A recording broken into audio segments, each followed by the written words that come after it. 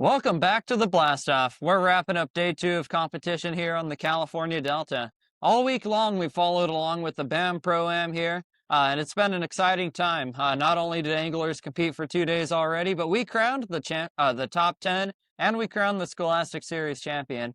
So now we've got one more day of fishing. We're going to see how it plays out tomorrow, but the lead is very close on the pro side.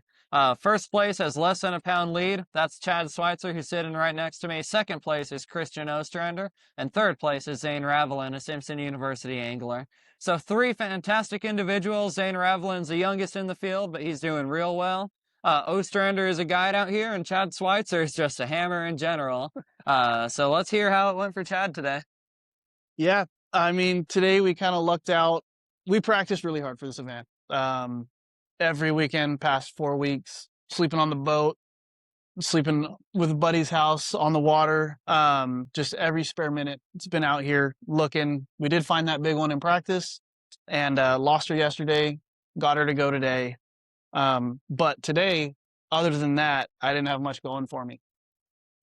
I mean, and when we're talking about big one, we're talking about big. It was not 6 pounds. It wasn't 7 pounds. It wasn't even a cookie cutter 8-pounder that we've seen a few times this week. It was a 9-pound bass. So it was a pretty good one. I think it was a big fish, or it was not big fish because there was a double-digit caught, but it was real close. And it was pretty cool. I mean, we've got Mr. Consistent here today, 20 pounds on the first day, 21 today. Hopefully he's looking for another 20-pound sack tomorrow because that's probably what it's going to take.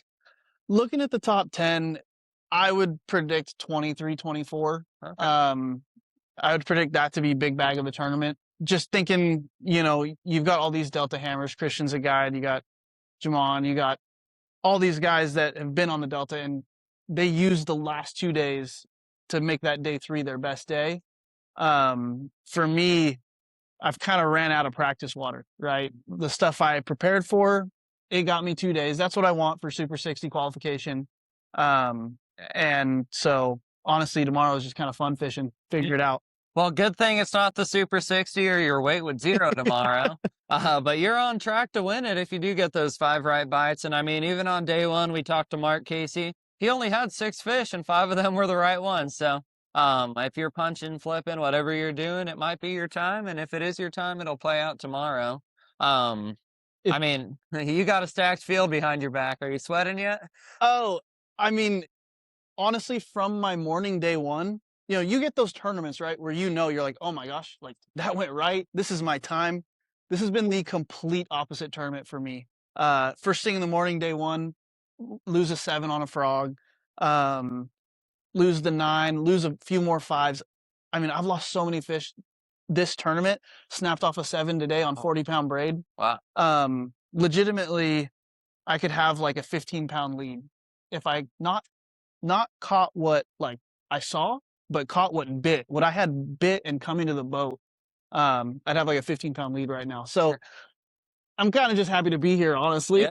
I mean, snapping off on 40-pound line. I don't think we're going to ask you any finesse tactics. But what are you doing? Is it reaction? Is it a little bit of everything? Do you got the junk drawer out? Today I definitely had the junk drawer out. Yesterday, we were talking the Western Angler rods. That New Maloney's Nako rod has been such a killer for me throwing a Senko. Yesterday was all Senko. It wasn't too windy. It was sunny. I wasn't necessarily bed fishing, but I'd just see them before they saw me. And, just right where you could barely see the fish, I'd throw out, try to hit them on the nose. And, how sensitive that blank is, I would just feel the line tick. And, because you could see the shape of the fish, you can kind of lead the Senko into its nose, and then you just feel that line tick. Yeah. And then you'd be able to hit them. So, I mean, I had 4 out of my 5 day 1, and my biggest 4 were all on that Maloney's Nako rod. Nice. And I mean, it sounds like a lot of guys have been using similar tactics. If you listen to our day 1 interview, and if you listen to the pregame interview, it kind of played out right like they talked about. Are you running the tide, or are you sitting in an area? I'm not necessarily running the tide, but I've been here, for the past 4 weeks, spending so much time here that I know when it's not right. Yeah. So if I get into an area and it's dead low, or it's even if it's dead high, it just doesn't feel right to me. So I go find moving water. Yeah. And how important is tide out here? I mean, is it a game changer? And not only tide, but how important is time on the water to figure out how the place works? Yeah, I would say time on the water matters more on the Delta than any other body of water. If you look at who makes consistent top tens, it's always the same guys, and it's always guides or just professionals that live out here. Um, you have to know, not necessarily when things look right, because it's the Delta, everything looks right. You just can't waste any time when things don't look right. Yeah. You have to get out of there.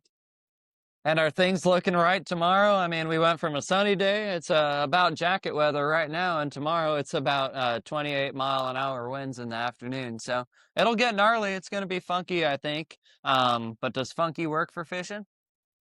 It does if you're a local hammer. I haven't really fished in these conditions this month. So I'm just going to go and see, like, okay, these weeds are too slimy. I'm out of here. Go find a new spot.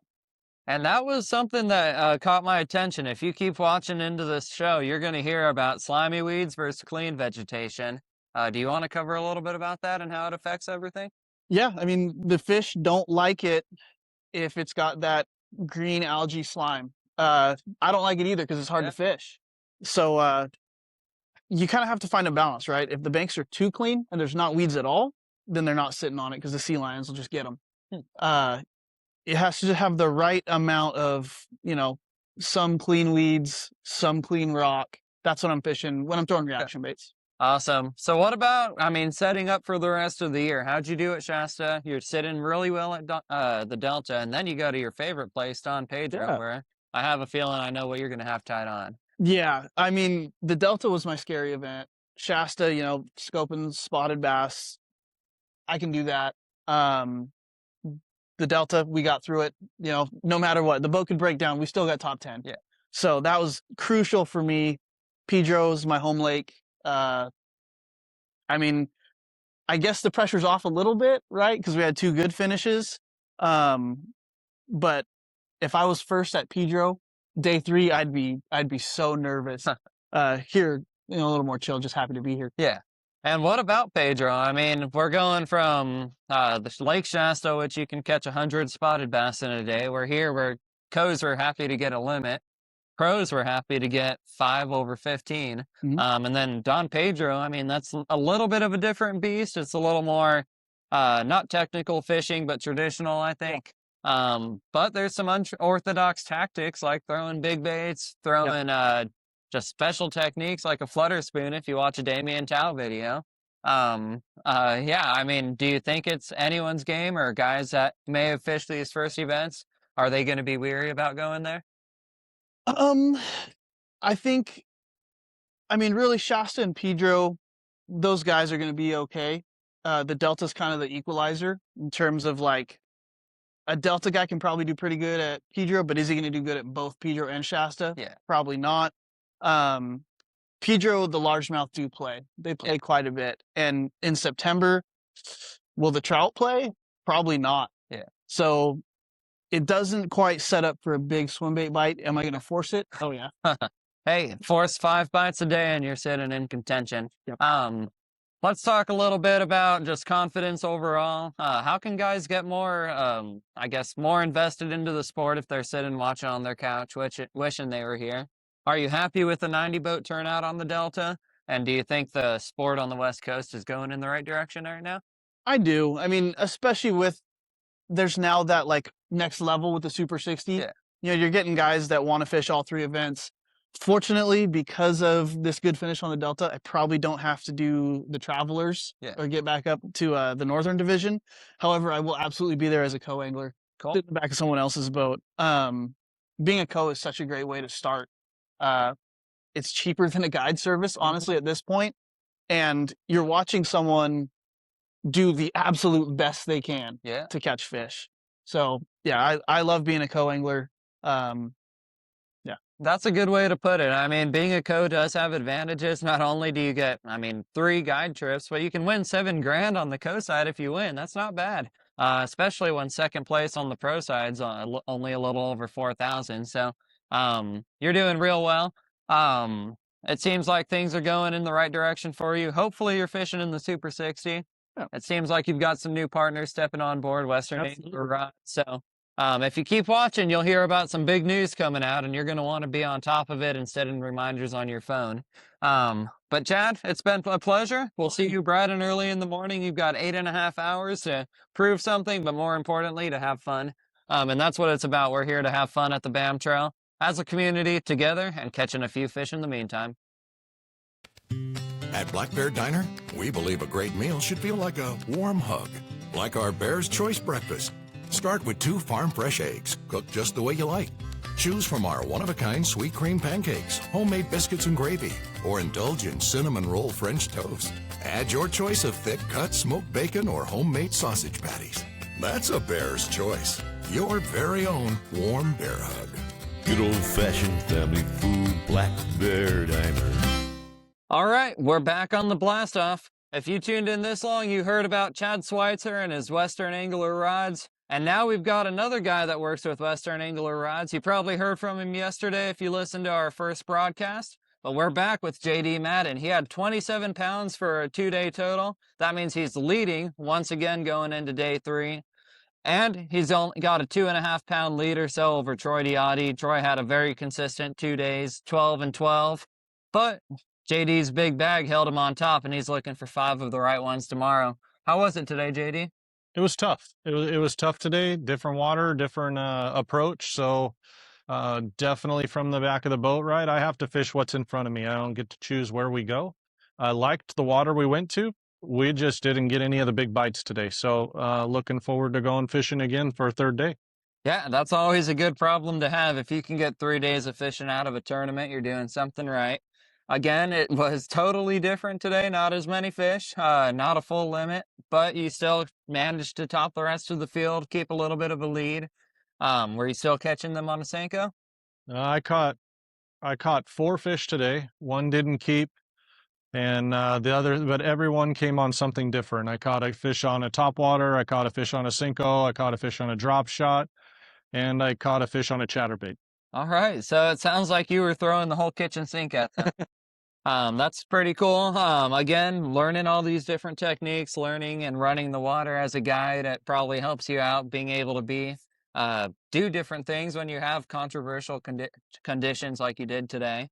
Tomorrow you've got wind too in the factor. So how do you think the bite changed from the first day to today? And then how do you think it's going to change tomorrow?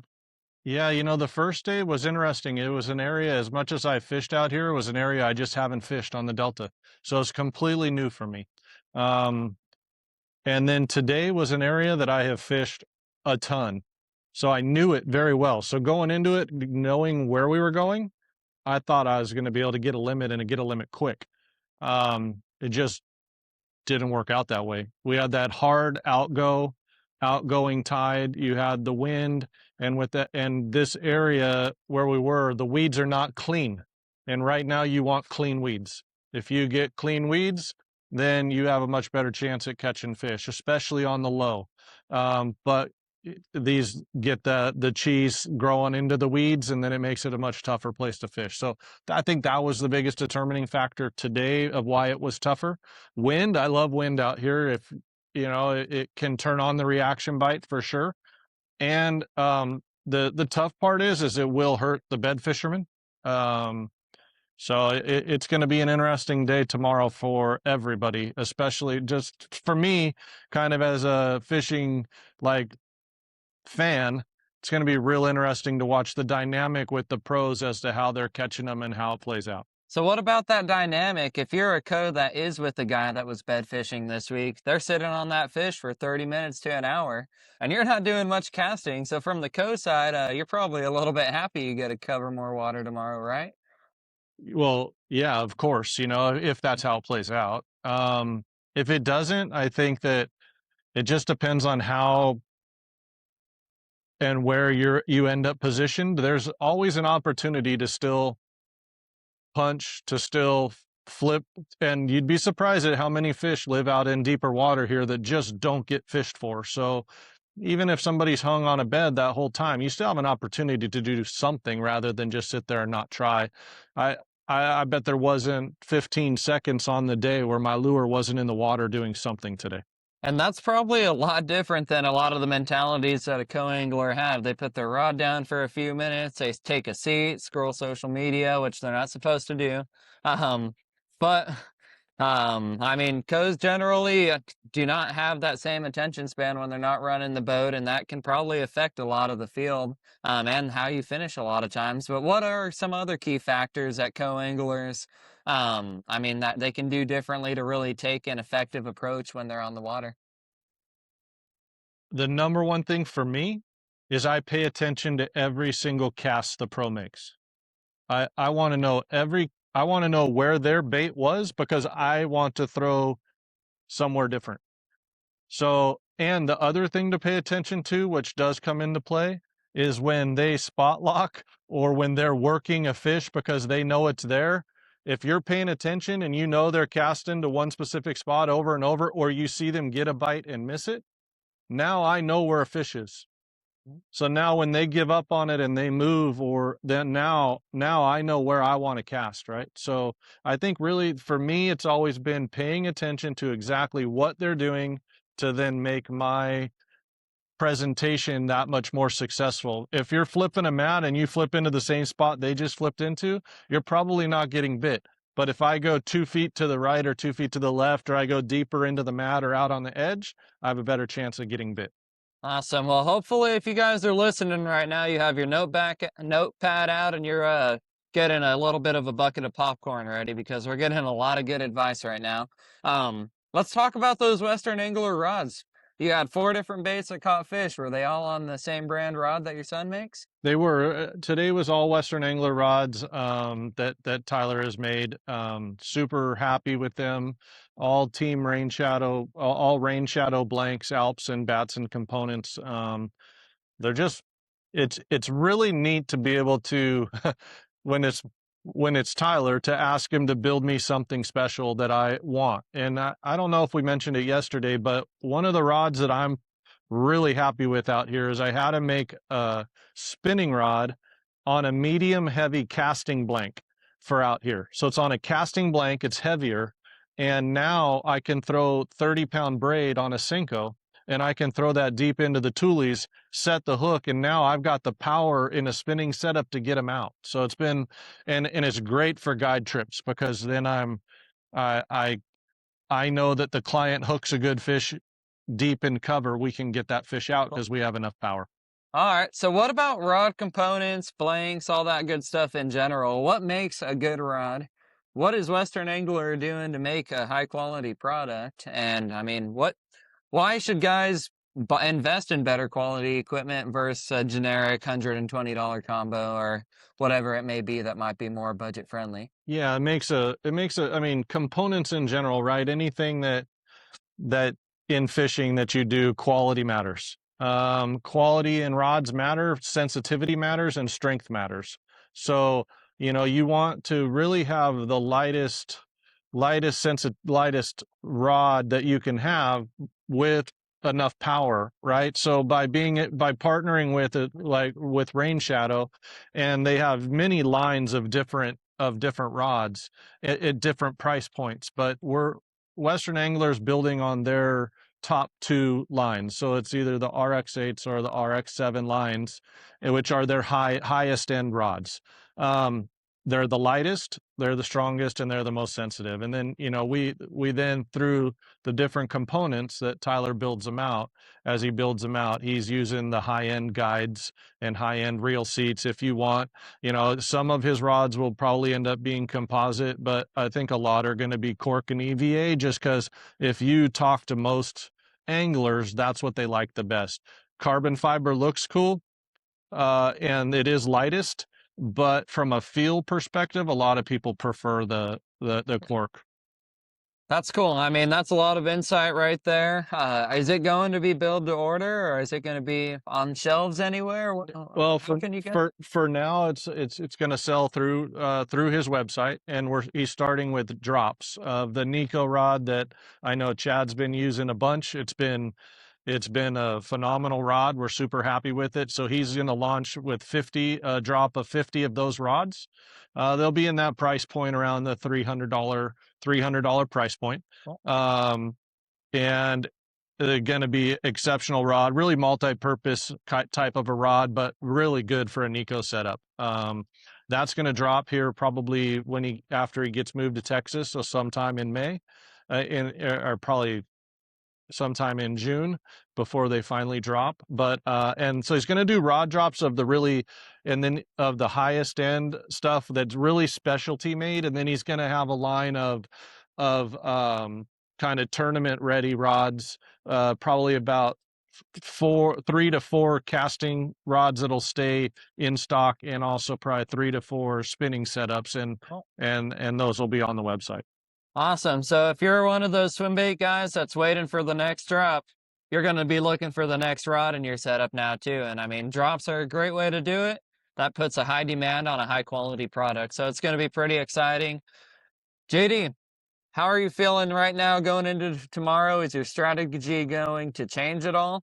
I mean, are you still feeling pretty confident? And how important is confidence in doing well in a tournament like this? I mean, confidence is like, I'm confident in my fishing ability, right? But to be really honest with you, I think that one fish tomorrow evens the playing field when somebody else catches it, and I just got to fish hard. But what matters the most to me is making sure that I do what I can for Chad in the front of the boat to make sure that he's the guy fishing for the big prize, right? And I'll do my best to take my opportunities when I get them, but nothing would make me happier than to see him win. Awesome. Well, let's wrap it up talking about integrity. And one thing that a lot of people may not know is your son, he had a little bit of an issue today. His live well went out.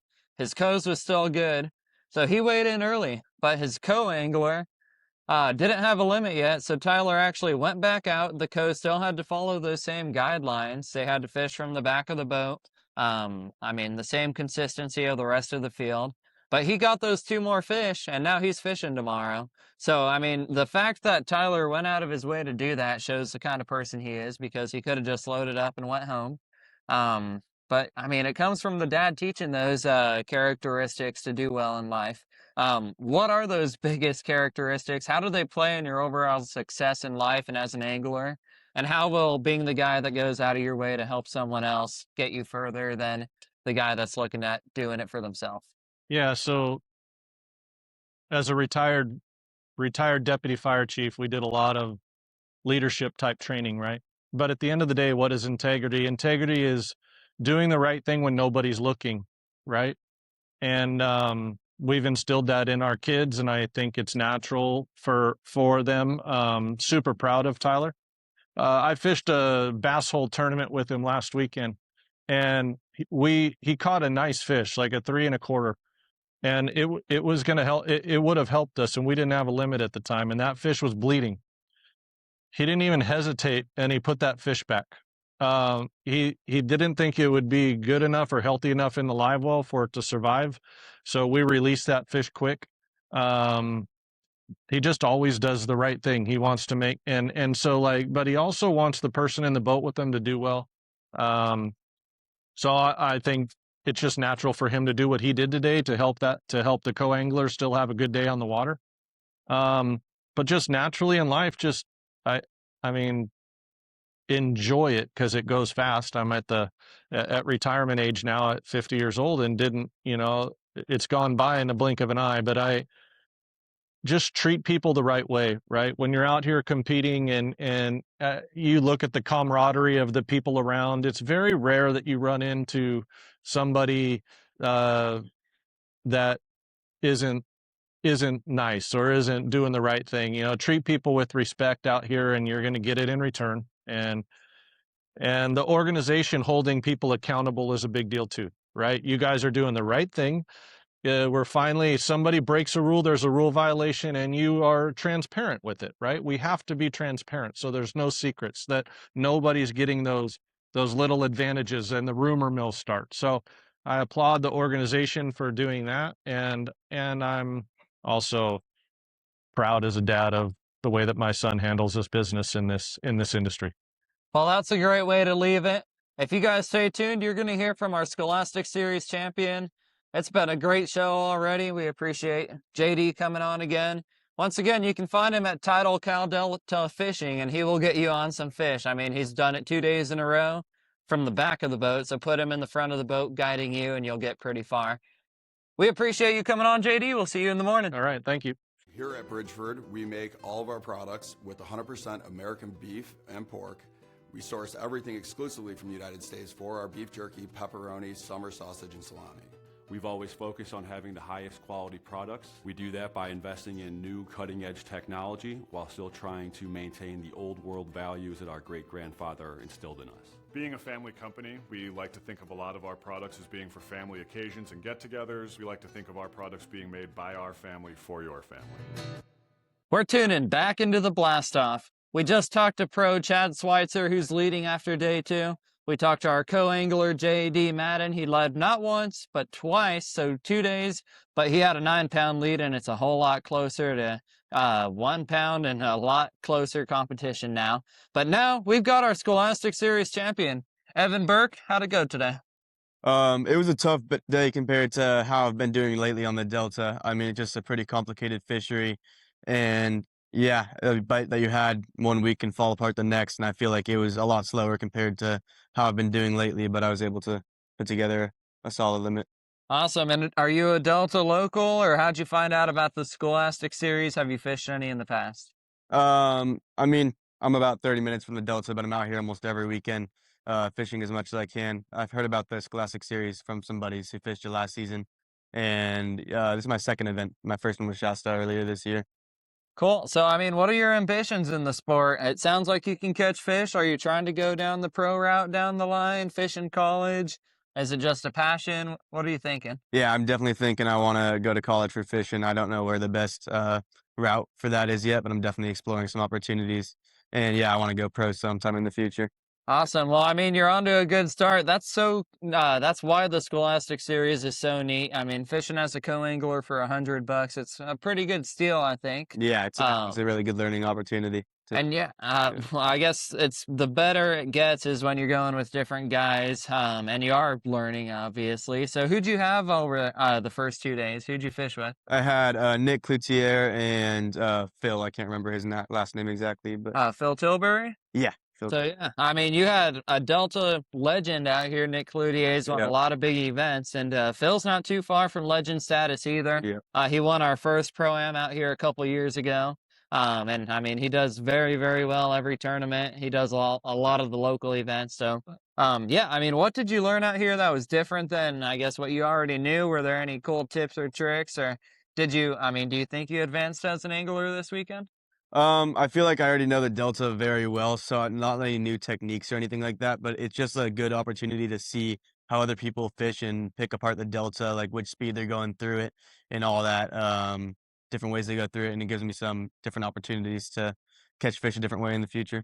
Yeah, so talking about how you're catching fish, tournament's over. You want to give a little bit of insight on what you were doing and I guess how it worked for you? Yeah, so I had 2 rods in my hand. That was basically about it. Chatterbait, I caught a couple fish on that, but the main 2 baits that I was talking about were my punch rod and then just a Senko to finish out the limit, but my better keepers came off the punch. And yeah, I mean, when you're throwing a punch rod, a lot of guys don't like to do that. They don't like to throw heavy line, and they may not know how to do it. I mean, how did you progress over time doing it? And I mean, it seems to be like a productive technique for you. Were you doing anything different or special?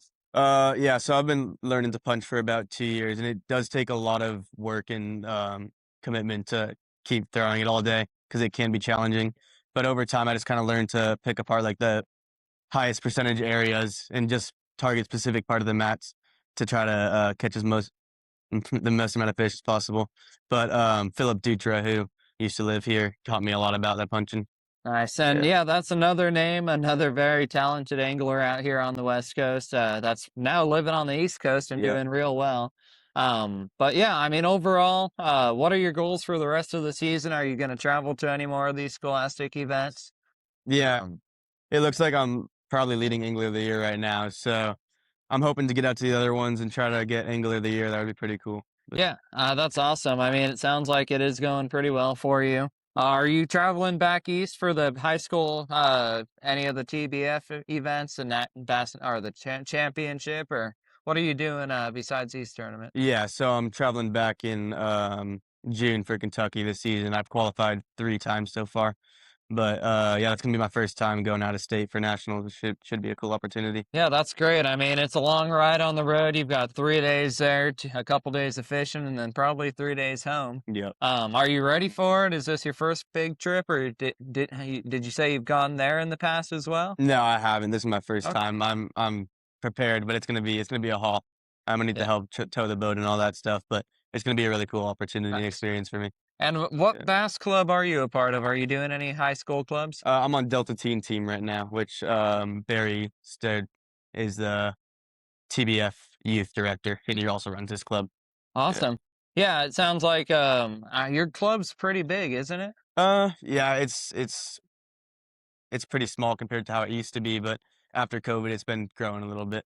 Good. We don't have too many teams on it right now because most of our people on the team don't have parents as boaters, so it's kind of hard for us to find boaters for that. Yeah. So if you're listening to this, you want to support the youth, they need boaters. They need people to come out, give them advice, be able to show them new techniques, how to fish. And you can get involved. It starts with these young guys right here that are fishing these big events. Tomorrow we're having our 400 youth event here at Big Break Marina, and it's a pretty cool deal to be able to work and advance with the next generation. So how long have you been bass fishing, Evan, and how has that progression gone for you? So I kind of got into it on my own, starting when I was about 8 years old, just going fishing with some buddies, and yeah, I just kind of grew from there. I figured out about the team and just got into fishing off a boat and coming to the Delta every weekend. And yeah, that's about it. What was the other question? Yeah, I mean, you kind of answered the question. Okay. Yeah, yeah. But what else? Do you have anything you want to add? Any sponsors you want to thank that makes this possible for you? Um, I mean, just all the team sponsors, Powell Rods. Yeah, just the team in general. Barry for Huh? getting me into all of this, and my parents. Nice. And so, do you use Powell rods or any Yeah. specific line or any brands like? Yeah, I use I'm always throwing Powell or Dobbins rods, and then Stealth sticks as well. Okay. Yeah, that's about it. Cool. All right. Well, you heard it, guys. He just won the California Delta with over 22 or over 20 pounds at Oh, least. to- Yeah, so 22 pounds for a 2-day co-angler bag is pretty good. He would be right neck and neck with JD with second place. But he did win it all on the high school division, and that's where it counts. He's leading angler of the year, we think. We'll see how that shakes out. And then he's going to be hopefully going to Lake Don Pedro to wrap that up, take that championship home, maybe win a scholarship to Simpson University, and for sure go back east to the TBF National Championship. So sounds like Evan's doing a lot of good stuff. Where can they find you on social media? Birck Bassin on Instagram. Yeah, Perfect. got it. Go follow him. We appreciate your time, Evan. Good luck. Good job this week. Have a safe drive home. It's not too far, and we'll see you at the next one. All right, thank you. Appreciate it. Awesome.